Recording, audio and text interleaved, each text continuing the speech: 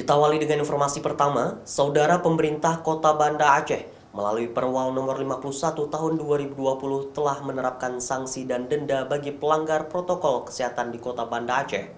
Selain warga yang melanggar, pelaku usaha juga akan diberikan sanksi. Penerapan sanksi ini dilaksanakan telah melakukan razia di tempat keramaian maupun di jalan raya. Pihak kepolisian Kota Banda Aceh melakukan razia gabungan untuk menjaring warga yang tidak menggunakan masker. Hal ini dilakukan sesuai dengan Peraturan Wali Kota Banda Aceh nomor 51 tentang penerapan protokol kesehatan. Razia dilakukan di sejumlah ruas jalan utama seperti di tempat usaha seperti warung kopi hingga lokasi wisata.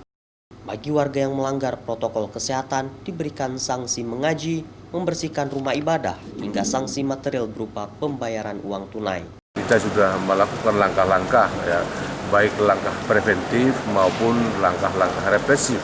Dan perlu dipahami bahwa pemerintah tidak ingin menghukum masyarakat.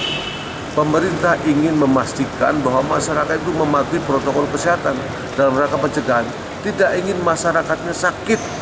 Itu jadi kesehatan nomor pertama. Makanya tolong sama-sama kita patuhi protokol kesehatan dalam rangka menjaga kita, keluarga kita, dan seluruhnya. Tak jarang, para pelanggar terjaring oleh tim razia ini. Mereka diberikan sanksi langsung di lokasi. Petugas Polri, TNI ini terus berupaya memberikan kesadaran dan efek jera bagi yang tidak mematuhi protokol kesehatan.